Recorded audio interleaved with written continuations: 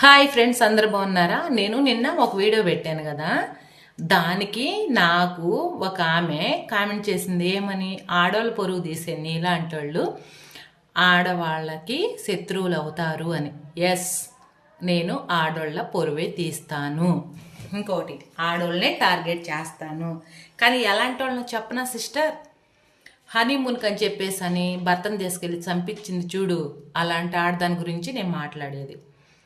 ఇన్స్టాగ్రామ్లో పరిచయం అయ్యాడని చెప్పేసి అని ఇటీవల మొగుడిని ఎంతో డబ్బులు ఇచ్చేసి మొగుడిని చంపించింది చూడు, అలాంటి ఆడదాని గురించి నేను మాట్లాడతాను.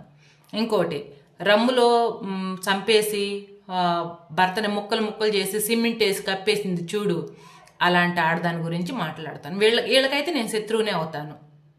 అర్థమైందా? వీళ్ళకైతే నేను శత్రువునే అవుతాను. నీకేంటి బాధ అంటే, నువ్వు కూడా ఆ జాతి చెందిన దానివేనా, లేదంటే ఆ కోవాకు చెందిన దానివేనా? సరేనా? ఏమన్నావు? ఆడవాళ్ళకి శత్రువులు ఎక్కడో ఉండరండి, నీలాంటి రూపంలోనే ఉంటారు అని అన్నావు. ఎస్, నాలాంటి రూపంలోనే ఉంటారు. మంచికి మంచి, చెడ్డకి చెడ్డ, అంతే. అలా ఉంటేనే ఈ లోకంలో బతికేది. ఇంకోటి ఏందో చెప్పనా, నేను ఎవరిని ఎక్కడ తుస్కారంగా మాట్లాడలేదు, మాట్లాడిన కూడా. అది ఎవరినో తెలుసా? మంచి వాళ్ళని.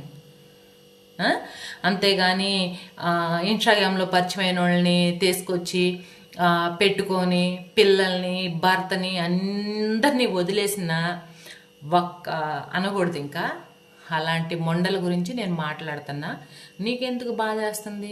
ఇంకొకటి, నాయక్ కథ చెప్తే, నేను నాయకు ఫస్ట్ భార్యకి అన్యాయం చేస్తే నీకు మంచి జరిగినట్ట, వాళ్ళ మర్తను పెళ్లి చేసుకుంటే అంత హ్యాపీగా నువ్వు చెప్పేటప్పుడు కూడా చాలా హ్యాపీగా చెప్తున్నావు అని అడుగుతున్నావు కదా.